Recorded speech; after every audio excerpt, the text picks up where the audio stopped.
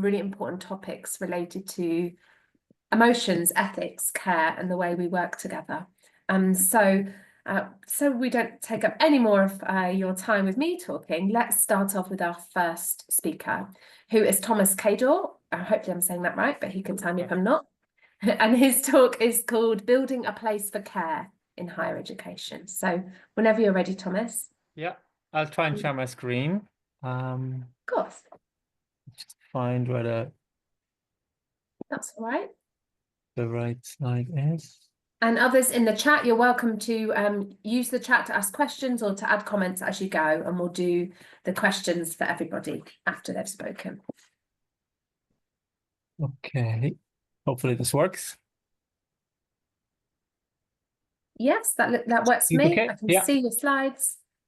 Let's just put this on presenting mode. Hopefully this works. And if I change the slides, can you see me changing the slides? That's I can, but I can see Perfect. like the bits which has your notes thing, and I don't know. Like, okay, let me see if we can change that. just so then it can be a bit bigger for everybody. Yeah. I'll just change the view maybe. I don't know why it's going on percent the view. Display settings.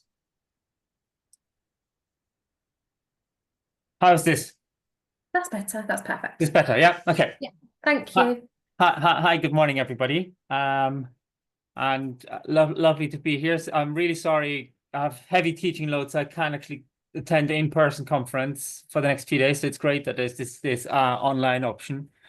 And yeah, hopefully others will. There will be kind of a meeting of minds in this session. It looks from the abstracts like that there might be. And what I would like to talk about essentially is a combination of two things.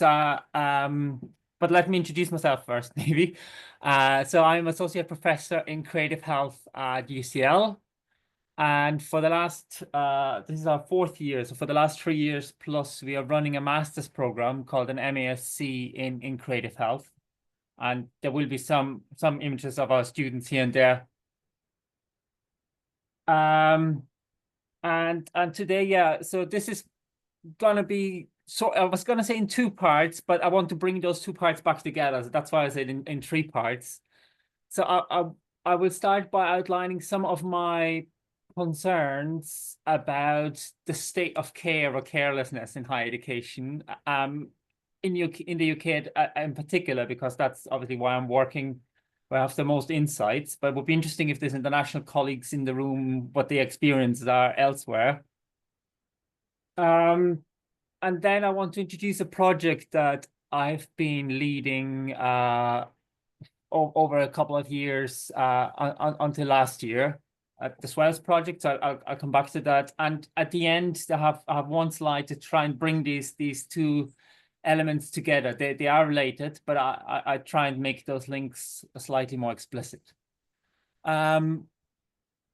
So I guess this has come out of a combination of my research work focusing on well-being and health and student well-being in particular, but also my experience of working for over a decade now in UK higher education, and before that in Irish higher education for a few years. And more and more I find, and it's obviously completely anecdotal, but I find the pace of things in higher education is not conducive to demonstrating care. And I find very often our students are on the receiving end of this, but also colleagues and students among each other. So that there's a lack of care occasionally that I've come across, and that really made me want to talk about this more at conferences and fora like this. But there's obviously a wider context of this as well, of this lack of care that I've identified. And I think there's what some people have called a mental health crisis in higher education, and you just need to open any education section in the Guardian or the Times Higher or whatever, and there is going to be something on student mental health there, which again I think is in the broader context of the ever more market-driven and university and the consumerist logic that's governing our universities. And again, I'll come back to that. but also there's another context there, and that is, I think, a growing movement. Definitely UCL, we have a group, I'm sure other universities have as well, of what I would call a pedagogy of care, or in other places, people might talk about slow education. And that's inspired, obviously, by a rethinking of the concept of care through publications like the Care Manifesto, which some of you have come across, and if not, it's a very quick read. And very cheap also to get from Verso. So I would, anybody who is interested in this, I would encourage you to take a look at that. Thinking about repositioning care and what care means, and what possibility there is actually for care in this very consumerist, capitalist, neoliberal world that we inhabit. So this is sort of the inspiration, if you want. And then the question, and some people will obviously say there is a crisis in student well-being. Other people would call this maybe an alarmist logic, and obviously it's a concern, but maybe not a crisis. And that's you know, I don't want to really debate the ins and outs of whether we have a crisis in student well-being and mental health or not. But what I think is, let's look at some figures, and then let's just stick with those. And this is a research conducted by Student Minds, published last year, which shows essentially that 57%, so well over half of the students they surveyed, self-reported mental health issues. And then there's also over a quarter, 27%, have an actual mental health related diagnosis. And then they also use the Warwick Edinburgh measure for mental well-being, sort of in between those two. And these are government figures now. So this is government reports that show the change in student mental health. And this is diagnosed mental health conditions, so not general well-being, but show that dramatic change from 2010 to 22, essentially, again published last year in 2023. So show this rapid and striking increase. And if you compare this all with the financial and economic context of universities, I think there's some striking similarities there. Obviously, these are correlations or that may not be causations. So we have to be really careful. We can't say this is causal, but I think this trend in increasing student debt, which is this loans on the right, this large area of loans, that's essentially student debt, right? And the increase in student mental health difficulties over that same decade, roughly at the same trajectory. And obviously, this is also in the context of decreasing funding from essentially taxpayers, from central government in grants for research and education at the same time. So that relationship, I think, is really striking. As I say, we need to be careful. We can't say it's causal, but I think it's something we should think about more and look into more. This direct, these trends that happen at the same time, in increasing student debt, increasing student anxieties and mental health difficulties, decreasing funding for universities. But let me introduce then the project that I've been working on, and I will then come back to this context at the end. So the SWELS project was coined literally at the start of the pandemic in 2020. SWELS standing for Student Wellbeing and Experiential Learning Spaces. And I've been thinking about spaces for some time. I just have a book that I've been co-editing with my colleague Helen Chatterjee in 2021, where we focused on objects and material culture, museum objects, and how they can support well-being and learning at the same time, including our chapters on student well-being. So that was sort of a pilot for this. But with this work, I've become more and more interested in the spaces, because not every student in a university will have access to working with museums and collections and objects, but every student in university is in the spaces that the university offers. So therefore, actually, the importance of spaces for how students feel, behave, interact, I think, is really important. And I think it's very often neglected. And we think the sort of a typical learning space, they are not entirely conducive to well-being. They tend to be bland spaces. Very often there's limited room literally to move. The lighting tends to be an issue. So I think there is an infrastructural issue there, but I wouldn't want to focus on that. I don't, see that universities have to rebuild everything. This is more about what we can do with the spaces that are on campus and how we can use them. And what we try to find out with Swells is then just what is there that the spaces can do and how do students feel about them. So we collaborated between us and UCL with King's College London, and actually with the dentistry faculty and the Libraries, Gardens, Museums in Oxford on a project funded by the Smart and Student Mental Health Network. So that's a UKRI network. And here just some of the spaces from UCL, King's and Oxford that we've been thinking about. So there are these wonderful spaces that many universities have. And I don't know, I haven't seen much literature on that. Many people thinking about how we can best utilize those spaces to support our students. And that's what Swells was all about. So it was quite a simple design, kind of a mixed methods design, doing some quantitative research in terms of a survey and some qualitative research following up on the survey with some more detailed semi-structured interviews of some of the students participating in the survey. And with the survey, there's just some headline demographics. We had about 140 students contribute to this survey. The majority of them, nearly 90% or so, 86% undergraduate, 3/4 of them female, which is not unusual when you do social science research, sadly.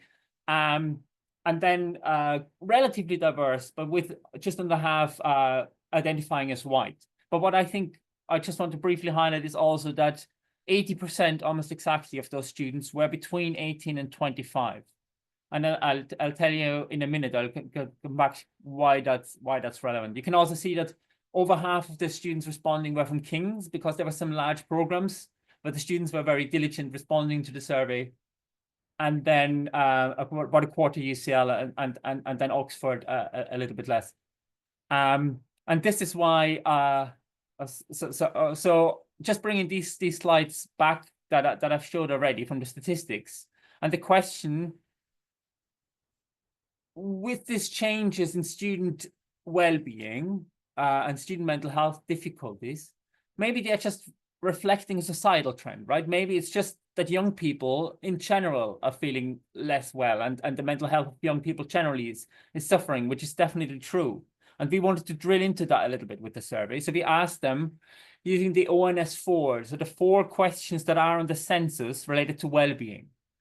Because with those questions about life satisfaction, about worthwhileness, about happiness and anxiety, we can compare that to the national data set of students of similar age. And that's why I highlighted the ages, because we use the census figures in blue here from 16 to 25-year-olds. And as you saw, that 80% of our students in the survey were of that age range, well, 18 to 25, obviously, because when they start university. And I want to highlight in particular here the question of anxiety. And if you look at the national average of very low and of very high, and the orange being our students from the Swells survey, the difference is quite striking, statistically significantly so, that university students, at least the ones in our population, were much, much more anxious. Much fewer had low anxiety and many more had high anxiety.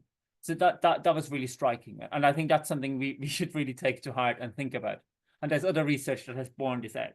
But on the more positive side, students have also expressed in the survey the things they do to support their well-being, focusing on experiential learning spaces on campus or heritage spaces on campus.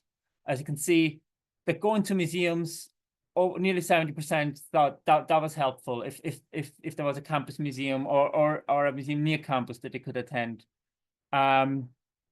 Attending exhibitions and so on, students found that useful, a large number, 80%. In particular, students who expressed higher levels of anxiety found that was a calming experience for them. And then also because the survey happened during and COVID, before and after the lockdowns, there was an element that students shifted more to doing things outdoors, understandably, during COVID, from indoor campus spaces, when campuses was partially closed as well. So we captured that.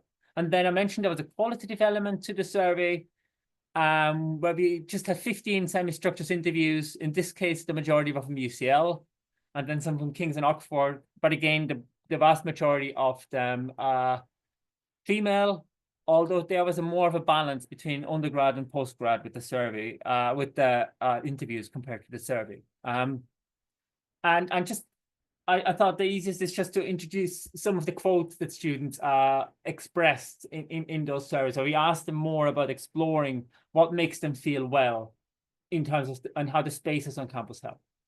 So for example, I definitely know regularly engaging with experiential learning has helped me, and I've never had a period of wellness that lasted this long. I don't think it's a coincidence. Or without this module, a module that focuses explicitly on getting students out of the classroom and into these different cultural spaces.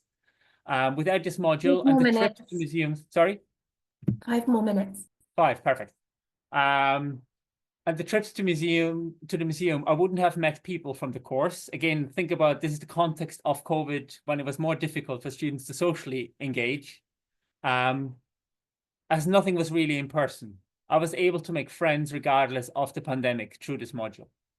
A university experience should be a holistic experience. You should be able to engage with things outside of you and get a spirit of place. So anything which encourages you to explore places like the Ashmolean, the Pitt Rivers, or the Natural History Museum. So that's all University of Oxford.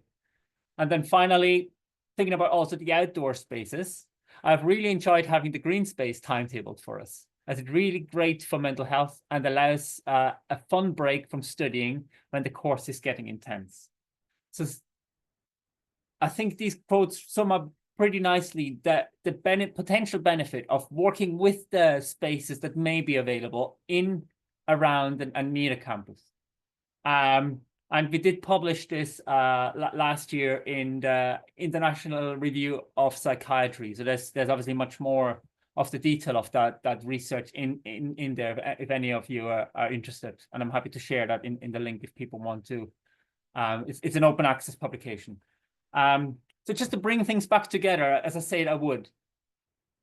So I want to recognize the pressures that are there, the political, the financial, the societal pressures, and how they may have contributed to turning universities into more market-driven and less caring places. And I thought I quote the Care Manifesto there, who say, when enabling certain models of market-mediated and commoditized care, neoliberalism seriously undermines all forms of care and caring. So my question then to finish is really, is it possible to have a careful or caring university in that context of increasing fees, student debt, and this market-driven logic that undermines a lot of the work that we do as people who try to be caring for our community.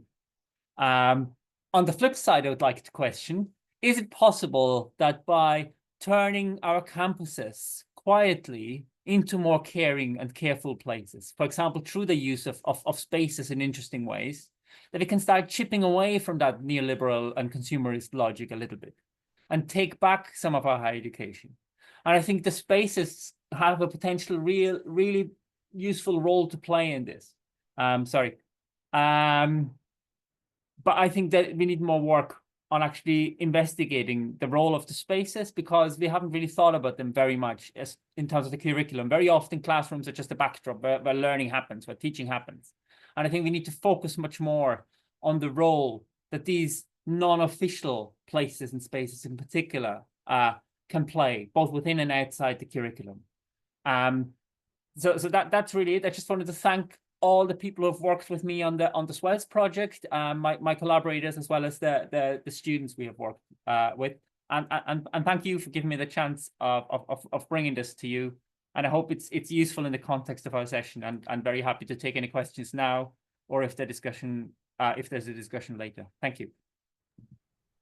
Thank you very much, Thomas. That Yeah, it was absolutely fantastic. I mean, personally, I'd love it if you put the link to the paper, because that sounds, and anything you want to share in the chat.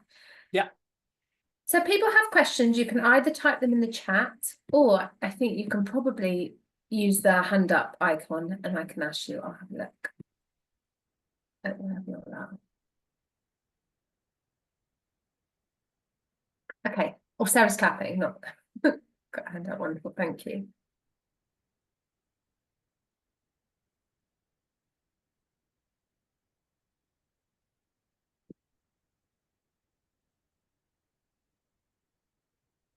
So here's the link to the, I hope this works.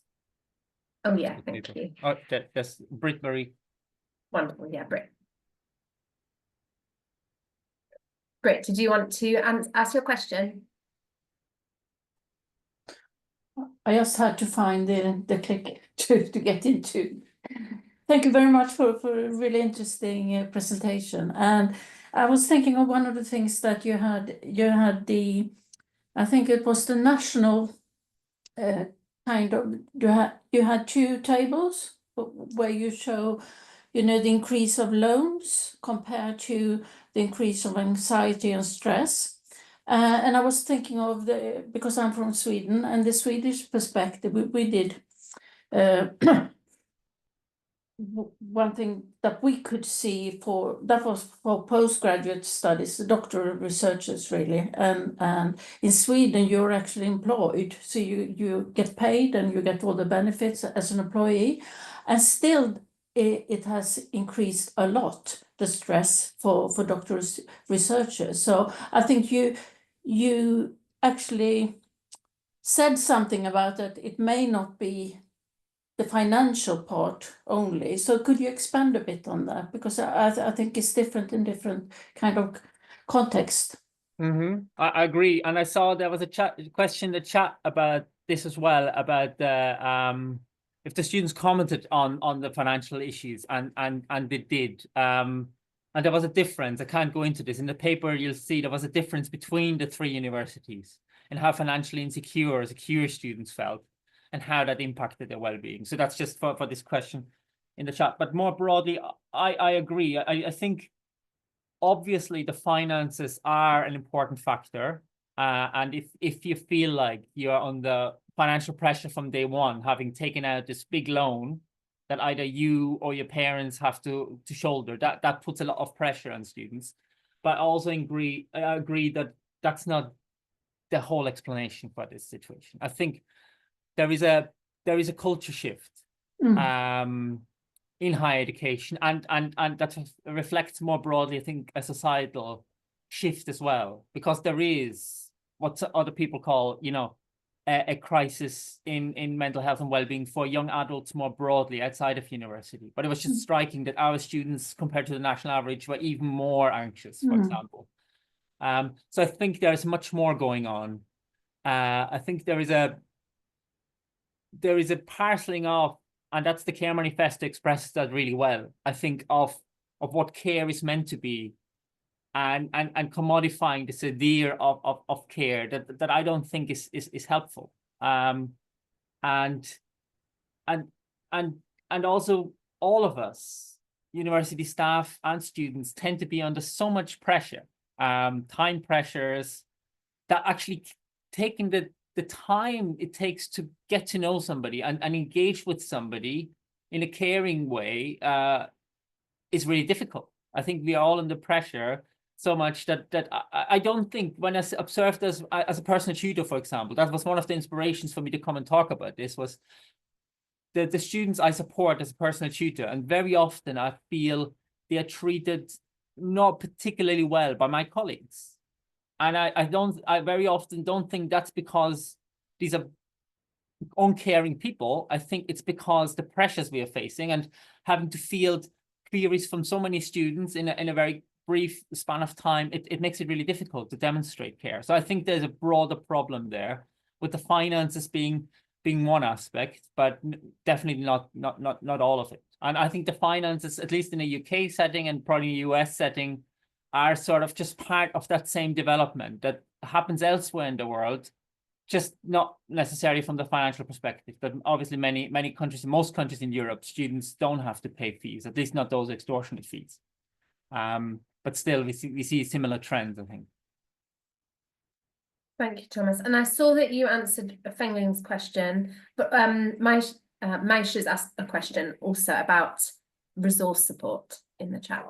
So it's about, yeah, so UCL per se didn't provide resources for this. We got some funding from the SMART and Student Mental Health Network to conduct the research. But what we have done is utilize the resources that are essentially there in terms of the spaces that are on those campuses. And I need to contextualize that, and we were very careful about this in the paper, that King's, UCL, and Oxford, obviously 3 very particular universities, very high achieving Russell Group universities. So therefore they have all universities as well. So therefore there are resources there in terms of the spaces, the museums we have. Oxford has an arboretum and botanical garden that many other universities may not have available. And we make a point about this, but so therefore we are tapping into the resources that are there for everybody, staff and students on those campuses for free, but are very often neglected and underused. And the point we are also making is that even universities that don't have those kind of spaces, most of them will have some resources, whether it's whether it's green spaces around them or nearby, that could be tapped into for this kind of work. But we are very mindful that certain universities clearly are much better traditionally resourced because of their history and their standing than others. But so that was but it was all about not making new resources available, but using the existing campuses and what they already offer in terms of spaces. Thank you. Thank you for answering the questions and for sharing the resources and for telling us all about your fantastic project and for kicking off the presentations today. Okay, so we're going to pass over now to our next speaker, who is Sarah Wolfenden, who is talking about how does coaching as a tool of compassionate practice empower staff to resist toxic environments in higher education. So Sarah, when you're ready. Oh yeah, you're already ready. Okay, thank you. Can you hear me and see me okay in the slides? Okay, fantastic. Okay, well, welcome everyone. Good morning. And I think my presentation links quite nicely with Thomas's because this is all focusing now on the staff, because we need to be able to support the students, and we can't do that if staff are not in a good place. So I am Sarah Wolfenden. I'm a reader in academic development at Brunel. And in case you're wondering who this figure is on the screen, some of you may recognize this character. This character is Hexus, and he's a character from Ferngully, which was a film that came out in 1992.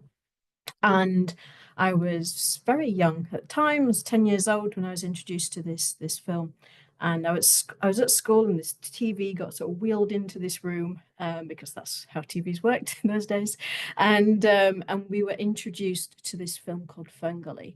And the reason I'm linking to this now is because all the time I was interviewing my participants, these characters, and this one in particular, kept popping up into my head and creating these links.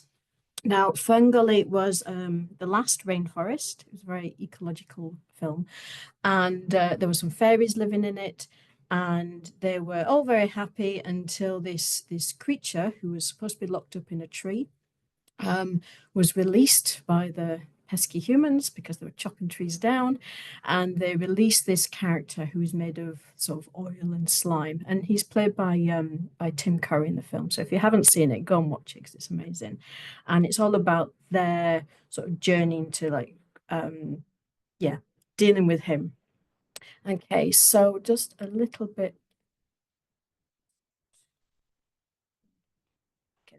Just a little bit about me, just for context. So I have worked in education, in tertiary education for the last 20 years.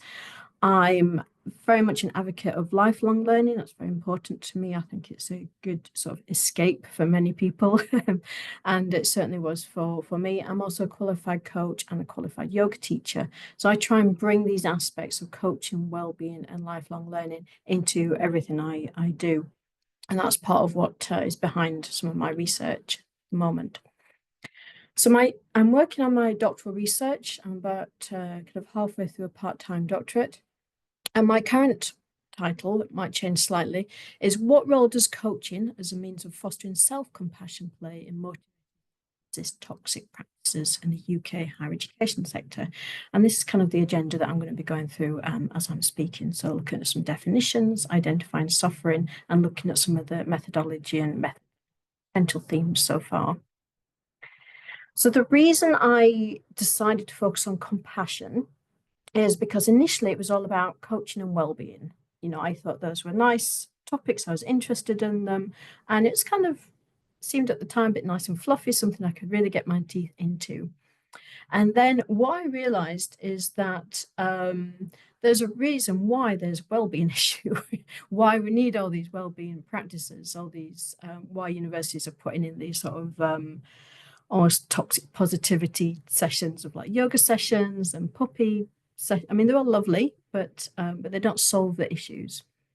So Catherine Waddington, in her book Towards the Compassionate University, she says that to create these compassionate universities, we must expose their dark side. We must sort of shine a light on what's going on in these universities before we can actually address and respond to them. And as much as the puppy yoga and other initiatives are nice, they don't really help to do this. And this is what I realized with my research, is that the well-being was only touching the surface. We needed to go really much deeper into it than that. So if you've not heard of compassion, you know, sometimes we think of compassion as like an emotion, or it's like feel like pity or something that we do to others. It's actually defined as more than an emotion. And all the references are on the blurb that I sent. But Walline and Dutton, they break it down into 4 categories. The first thing is that you need to notice that suffering is present. So you actually need to be mindful that, you know, of what is going on. Otherwise, we can't do anything about it. Then we need to actually care. We need to want to alleviate that suffering. So linking back to what Thomas was saying about the lack of care. If we don't care, then nothing is going to change. We then need to feel concern for those that are suffering. Okay, we need to want to alleviate it. We need to actually feel concern. And then the key aspect is actually taking action. Because if we do all of those things that are prior to this, it becomes more like pity. Okay, so we need to actually take action to alleviate that suffering. Now, there's some controversies around compassion, especially when the intentions may be, you know, the good intentions, but they don't actually have the outcome. You know, we can want to alleviate things that maybe, you know, we're going around the wrong way about it. So there's current research being going on around that. But we can't be compassionate to others if we are not self-compassionate first. Okay, so we need to fill our cup to be able to not suffer from empathy fatigue. It's kind of what happens when you see like lots of adverts, especially like around Christmas time, or, you know, talking about charity giving and things like that. We can just get empathy fatigue. So we need to actually be self-compassionate first. Now, Kristin Neff has broken down self-compassion into 2 distinct categories. So firstly, she talks about tender self-compassion. And this is where we are mindful of what's going on with ourselves. We acknowledge, you know, our feelings and what's going on, and we accept ourselves. And that can actually be quite hard to do, especially if we're comparing ourselves to others, we feel like an imposter and so on. Then she also goes on to say that it's linked to common humanity. So while our experiences might not be the exact same as what other people are going through, we all suffer. We all experience grief. We all experience joy. We all experience these common emotions and feelings. And then the third part of tender self-compassion is around kindness. So about being kind to ourselves, not beating ourselves up, not being harsh with ourselves. So that's how we reassure ourselves. But at some point, we need to take action. And that's where this fierce self-compassion comes in.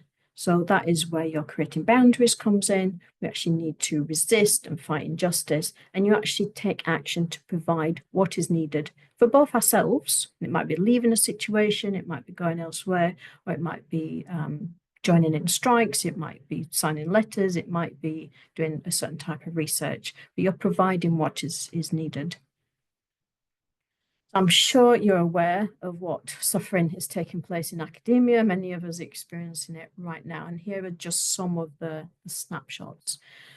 You'll see it in the newspapers all of the time. I'm not going to go into in this session particularly, but it's worth noting that Canov and Frost talk about two different types of suffering. And one is unavoidable suffering. We all will go through at some point in our life. Things will just happen. But then there's also avoidable suffering. So the suffering that is put in place by systems and processes that could be avoided. So you'll be aware that UK higher education is shrinking at the moment. Currently looking at the UCU website, 77 universities have acknowledged that they're going through either voluntary or compulsory redundancies. And I'm sure there's many more that we're just not aware of right now. There's literature out there about how the university has become an anxiety machine. We know, we hear all the time that academic staff are working too much. They're working, and according to UCU, they're actually working an extra 2 unpaid days each week. And it's much worse for doctoral researchers who are actually doing, I think, about 4 unpaid days a week, which doesn't seem physically possible, but that's what UCU are reporting. And the recent report came out that's on the Social Equality website that said HE teaching roles are the 6th most stressful in the UK. Okay, so this is after police and people that work in healthcare. So HE and closely followed by schools and colleges. And it's taken a toll, as we can see from the headlines, and sometimes a really terrible toll. So where does coaching fit into this? Okay, so the characters to the right, this is Krista, the hero of the film, and she's been coached or mentored. She's been given this seed by Magi Lu, this mentoring her. So the research suggests that coaching can help with developing autonomy and agency. It helps with building relationships and to achieve goals. And it's all about holding space. The space and time given for noticing and for listening. And that is really, really important. And Lisa Matthew Manning, in that same book, Towards the Compassionate University, she mentions that those key aspects, she doesn't particularly link them to coaching necessarily, or there's a tiny mention of it, but those key aspects are considered key components to creating this compassionate university. So that's what drew me to using coaching and focusing on that in my research. So I'm going to be using something called critical humanist as my methodology. So critical humanism it's very much linked to humanism, which does have a bit of a bad rap these days because it centers the human, and humans, as we know, have caused a lot of damage. But critical humanism takes that into account. And Ken Plummer, unfortunately, recently died, but he came out of this in about 2001. He started writing about it, and he wrote initially in Documents of Life in 2001, and then created his manifesto just a couple of years ago called Critical Humanism. And it takes this view that we all have a role to play. So it pays attention to all these things that can kind of impede in that role, in that capacity for agency, but it acknowledges the damage that humans have created, and also how we have a responsibility and a capacity to try and resolve that. And it's hopeful, it's not pessimistic. It brings people together, and it's transformational. So my methods for this, I'm interviewing people, academics, and also others who teach. So it could be professional services as well, but people who are teaching, because I wanted to link it to the students' experience.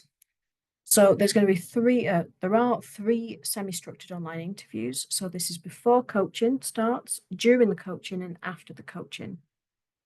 Candidates are small because trying to get candidates who are just about to have coaching is very, very tricky. But at the moment, there's 8 candidates so far, and I'm about halfway through. I've interviewed the first lot and more or less got my themes, and I'm now halfway through the second stage of interviews. So there'll be 3 lots of 8 in total. And I'm using Braun and Clark's reflexive constructionist thematic analysis for it. So the themes so far, this is where it's coming in. So what's been really interesting is that the participants, when I've been interviewing them, they talk about one, that the university's lost its vision, its sense of public good. They feel that that's lost. This is why it kind of links to this film, because like this sort of loss of innocence, like this rainforest. They also talk about having to protect themselves. They have to protect themselves and they have to protect their colleagues. Okay, so that's been really interesting because that's been a really strong theme. At no point have they said, you know, the university is doing this to me. But they have said things like, you know, the systems are causing this, or the structures. And when they talk about the university, it's the university. It's not the senior management. It's not these particular people. It's the university as this other big thing that's alive. And what happens in this, and I wanted to show a clip, but I didn't really have enough time for this, so I just sort of kind of quickly go over what happens in the end. So what happens is that this monster Hexus is taking over. He's grown in power because he's got all this oil within him. And Krista, she finds one of the seeds that she had earlier, and she flies up.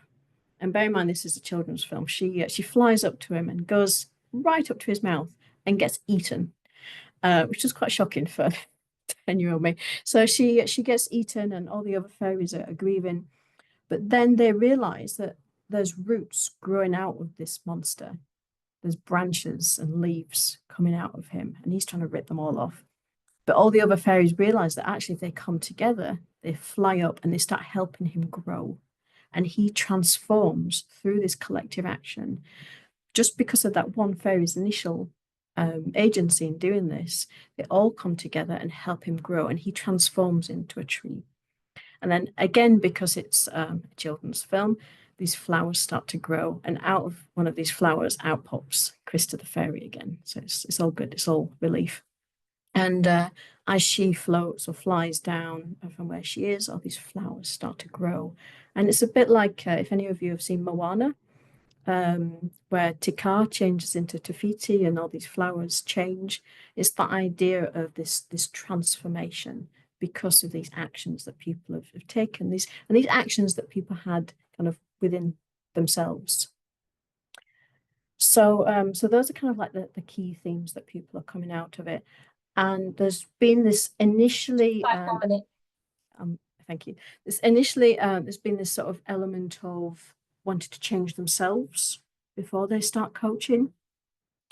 But the ones that I've interviewed so far that have had some coaching, they're now realizing that they kind of accept themselves. But what is interesting is that they seem, some of them are wanting to change things, but others are seeing ways that they can be themselves, but fit within the systems and structures that are in place and find a way to make it work for them. So questions that I have, I'm sure you've got maybe got some questions for me, but questions that I have for you is, do you see any of this stuff that I'm talking about being applied or being related to your own area of study? And have you noticed that this is like a way that people are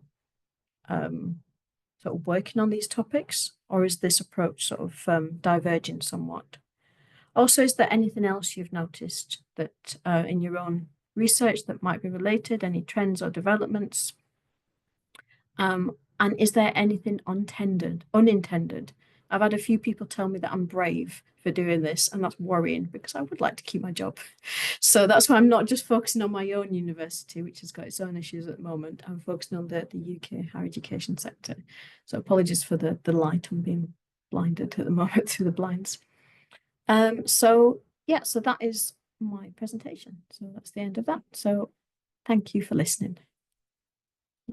Shall I stop sharing or shall I leave the slides up there? That's up to you. I think the questions are nice, but whatever you feel more comfortable with. I'm sure people will have lots of questions also. Thank you. Okay, I'm just looking through the chat. So as before, if people have questions or comments, you know the drill, and people have already started writing something, which is great.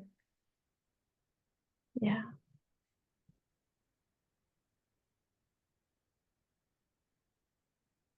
Yeah, no, thank you for your thoughts, Fengling. Especially, yeah, this idea of the university is like this sort of an excuse. But it's the people. People work in the university. People are on the senior management team making decisions. And at every level, they're making decisions. They are individual people. So in my research, I do look into like some of the background, what's caused this neoliberalism sort of approach to ways of working. And the university exploits the altruism of its staff. So yeah, I mean, that's something that's coming out. There's this idea that people are doing too much because no one else will do it. There's no one else to do it, which is interesting because at some point something has to drop. Oh my That's really goodness, important, Sarah. Yeah, and then in some ways, then you end up sort of redefining that contract of you as an employee, because rather than as somebody that will do this all for free and invest your whole body and whole self, it's yeah, I think it's absolutely fascinating. I really liked the division between tender and fierce, and what you were saying about the decision sometimes to not act or to not do things as much as to do things. I wondered how that might come up. Yeah, I'm not quite sure yet. It's been quite interesting just in terms of my own sort of positionality within the university, because as they're talking, I'm going, oh yeah, I get that, and I get that, and it's like, and actually sometimes there's been some of them have got really good, strong self-care practices, which I've started using because of what they've said, depending on kind of like how long they've been in the university. I mean, Kirsty's just put that people are retiring and continuing to supervise students, which is just kind of crazy. Yeah, and because they care. There's this idea that others don't care, but they do care. So people are telling me that they as individuals care, but nobody else cares. And that's interesting. Or sometimes they'll say their immediate colleagues care. And sometimes their line managers care, but they can't do anything because of these structures and systems that are in place. So you get the nice sort of messages like, oh, I really care about you. And kind of like when senior management say, oh yeah, we're cutting all these jobs. And by the way, don't forget to check out the EAP program, the Employer Assistance Program. There's a question in the chat from Elle. Oh yeah. Has there been any difference between academic or professional services and what in terms of academic identity? Not really, not yet. I mean, they're kind of saying similar things. I would say they all, I mean, obviously you can't generalize with qualitative stuff, but they all have gone for coaching because of some sort of transition, either a transition in role or a transition in like promotion or didn't get promotion, or they've just changed universities, doing the same role but in a different university. So they've all gone for that. And they have all mentioned identity. And some have got clear boundaries. or they're trying. Everyone's trying. Some of them know what's good, but they're trying, and others kind of feel it's all on them and they're just not good enough. That's actually a really strong thing that's come out, that I am not good enough. And again, maybe I mentioned too many kids' films today, but if you've seen the Inside Out 2, in case you haven't, I'm sorry, I'm going to spoil it. But there's this theme of Inside Out 2, I'll not spoil it completely, of Inside Out 2, where this core identity becomes I am not good enough, because it's there's lots of anxiety, and anxiety takes over, and so that's been really interesting. But yeah, there's not any massive difference. There's a real warmth towards professional services, actually, which has been really nice. The academics I've interviewed really, really value the professional services and realize how much they are needed to keep the institution going, which is so sad, certainly in my own university, because we're just cutting. I mean, we've just been through several rounds of voluntary severance, but we're about to cut on over 300 professional service, as well as 140 academics. So that's not great.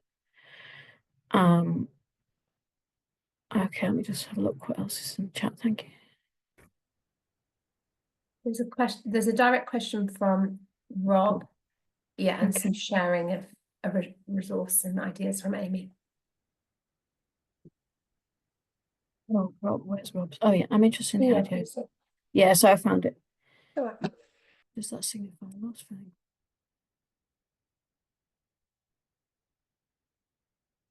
Yeah, no, that's interesting. I think so.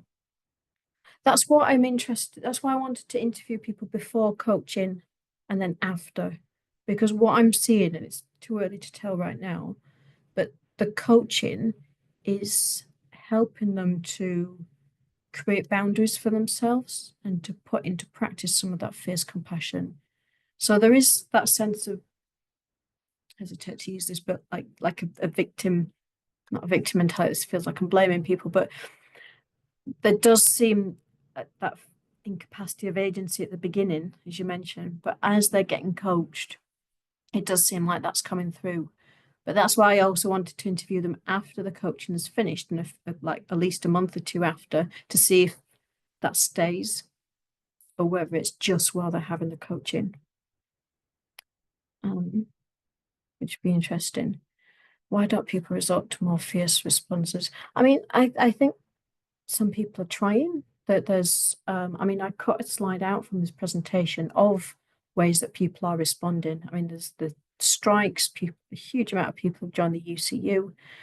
You know, people are supporting each other. There's all these little groups set up to support each other. The fact that all these people are writing about it and presenting on it now is a sign of that as well.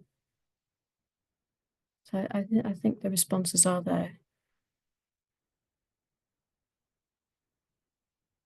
I'm not good enough feeling. Have explored the wider social norms which reinforce this being othered, marginalised. I would love to, and I think that may be something that maybe I or others want to look into later on after this research is finished, because what's interesting is these are, the majority of them are women. Some are from different countries who have moved to the UK.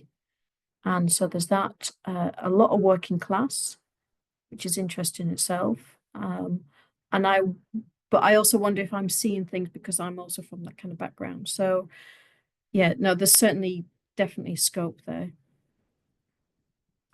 to focus on that. But that's not going to be well, I don't know. We'll see what comes out of the rest of the interviews first.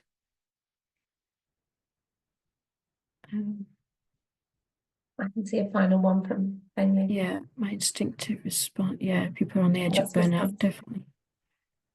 Gosh, so many. It'd be nice to. I mean, it's lovely. Thank you. I want to be able to read through these properly at some point. Coach Charles Trainer's been. Yeah, a culture of listening.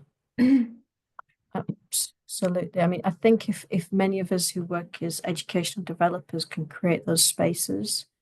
I mean, I try with like action learning sets and you know, things like that, activities focused on this, but yeah. I mean, that's why I wanted to focus on coaching. I'm worried that coaching might then become like this other tick box thing. It's like, here, you've got this problem with workload, have some coaching to fix you. And I don't want that to happen. How might this work for students? Recent press ostracized council. Yeah, no, absolutely. I'm hoping that, I mean, the dream is that if we look after academic staff, you know, they have that time and space to think and care and be compassionate, then that filters down to their interactions with students. I mean, we've seen at all universities, but certainly Bristol has been in the news quite a lot recently for really sad reasons, that, you know, there is a lack of compassion. And it's very similar to the NHS in that respect, this massive organisation where there's little pockets which work really well, but as a structure overall, because it's so big possibly, there isn't that culture of compassion.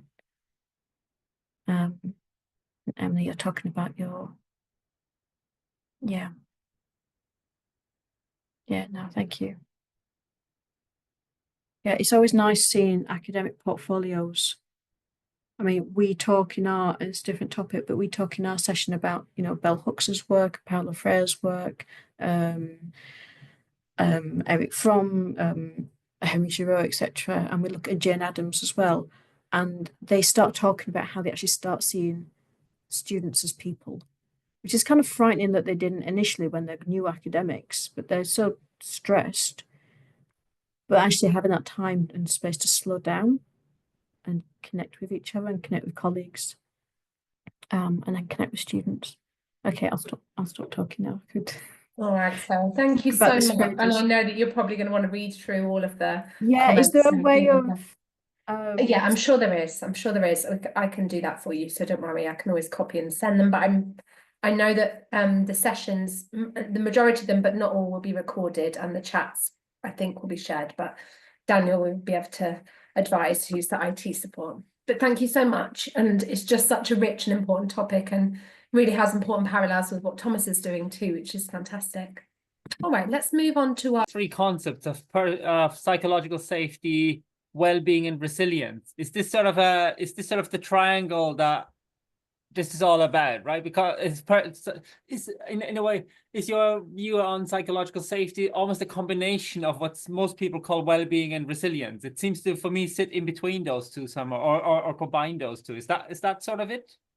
I think it's much bigger than that, actually, Thomas. I think it's kind of like having a spider web. And once you start, because it is so subjective and so individual, and also really relies on your existing frames of reference or existing habits of mind, how you respond to uncertainty.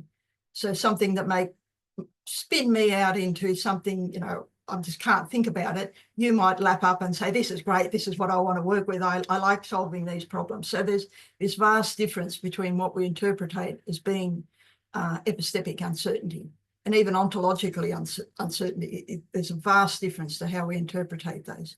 So psychological safety very much is, you know, a factor of the sum of its parts is far greater than its whole. And you really can't pin down and define it in one thing. You've got to be open to the different things. So all of those factors come into play: motivation, self-efficacy, self-compassion, resilience, grit, those whole array of psychological processes that we're increasingly becoming familiar with, all kind of feed into whether or not you're in a state. And unfortunately, because I had to sort of move through quickly, I didn't take you back to Maslow's work. And if you go back to Maslow's work, where he talks about how we prefer, even if we're not happy where we are, we prefer to stay in this zone of safety rather than trying to move ourselves and grow into a new unknown area. So for us to do that, we've got to increase the attractions of the unknown and decrease the attractions of the existing safety. So that really is the driving force of what intrapersonal psychological safety is all about. And pretty much really with interpersonal as well.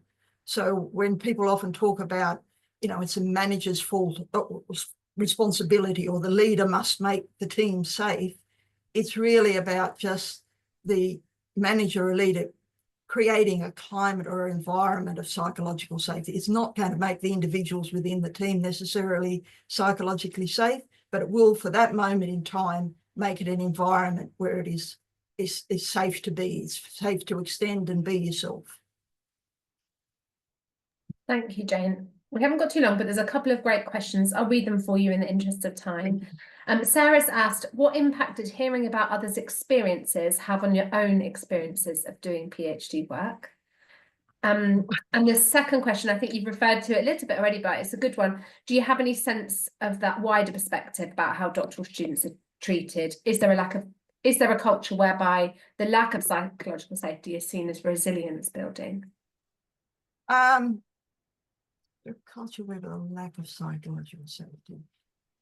No, I can't say that I have come across any of that. I would say that sometimes, due to lack of awareness of some people to the potential for people to experience psychological distress when they're faced with uncertainty, we sometimes, particularly in the doctoral context, a lot of people kind of say, well, you know, it was like that for me, so just suck it up, you'll be fine, get through it, move on, get on with it, without really stopping to appreciate how, again, how subjective it might be, and what was just a minor annoyance to them might be something majorly and traumatic for the candidate that they're talking to. Sorry if I missed any other question in there, Emily. We're coming towards the end of time, so don't worry about it. There was something about the impact of hearing about other people's experiences, if you've got a second to answer that. So in terms of myself, I often joke to people that I'm looking in a mirror, because as I sort of learnt more about how to psychological safety's relationship with uncertainty and those aha moments, I could really see it within my own journey. And there were certainly plenty of times when I have felt very uncertain and betwixt and between and not knowing quite what to do to move forward. And I gradually learnt through my own developmental process and the process of understanding psychological safety more, that, you know, in the end, I started welcoming those signs, because I thought, good, this is the moment of a breakthrough. Something's coming. If I'm feeling uncertain right now, stick with it and something will come out of this. Thank you, Jane. And thank you to Thomas and Sarah also, and to everybody commenting and engaging in the chat. It's been a fantastic start to the conference, and a really important theme that hopefully we'll all continue to think with and think about. There's a break now for 15 minutes before the next lot of presentations, but hopefully I'll see you all again, and thank you for joining. Thank you for sharing so well, Emily. Thank you. Thank you.